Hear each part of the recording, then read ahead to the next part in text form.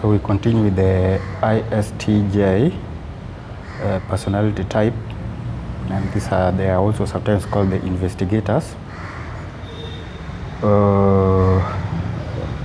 They are responsible and hardworking, and they tend to take unwarranted self-blame when things go wrong, even if it's not their mistake. Then they have vivid memories of the past, and they rely on the memories of these experiences to form expectations of the future. Then they make personal interpretation based on their internal self or values. They make their personal interpretation based on their internal set of values. Then, they might make a decision based on logic, only to have this feeling kick in, telling them just to trust their feeling rather than facts. Yeah, that is their inferior, or we call it the auxiliary function. Then they are very loyal and devoted to family and friends, but may struggle to understand their own emotions and the feelings of others. Then they can be quite reserved and sometimes fail to pick up on the emotional signals given by other people. However, once they are close to a person and develop an understanding of that person, feelings and needs, once they're close to a person and they understand the person very well, and they understand the person's feelings and needs, they will expect a great deal of effort towards supporting those needs of that person. Then they create and abide by the rules, schedules, and process.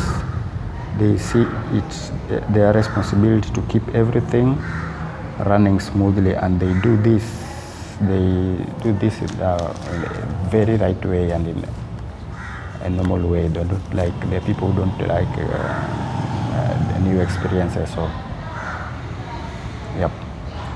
Then they are calm, stable, cautious, and methodical. They rarely call attention, and they prefer to work quietly on the background.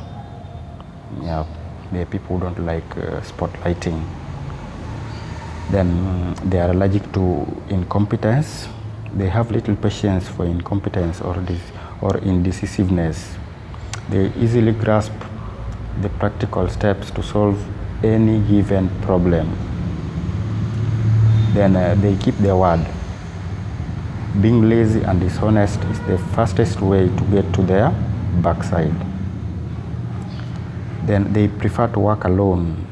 If they have to work as a team, they prefer clearly established roles and lines of authority. So everyone can have its everyone's responsibility is clearly spelled. Then they notice details. They are deeply in tune with their environment, and there is very little that escapes their sharp eye. Then they want something to do. In social situations, they can probably be found doing something like washing the tables, or clearing the table and serving drinks.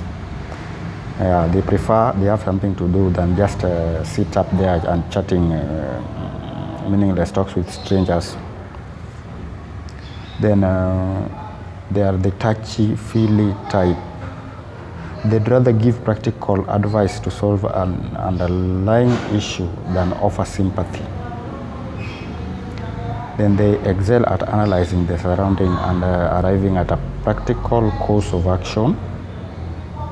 Then they have a strong sense of integrity. Anything less will be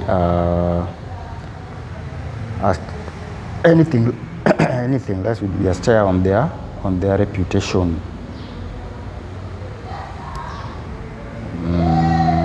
I think we are now done with the ESTJ. That is the ISTJ. We'll now move to their weaknesses or the dark sides of ISTJ. We have this is the third video we are doing about the ISTJ. There's the first video, and then the second one. This is the third one. So I think we are now done with the ISTJ personality type. In our next video, we are going to jump to our next part. No, sorry. In our next video, we are going to talk about the weaknesses of the dark sides of ISTJ personality type. Otherwise, let me see if I have one from West Africa.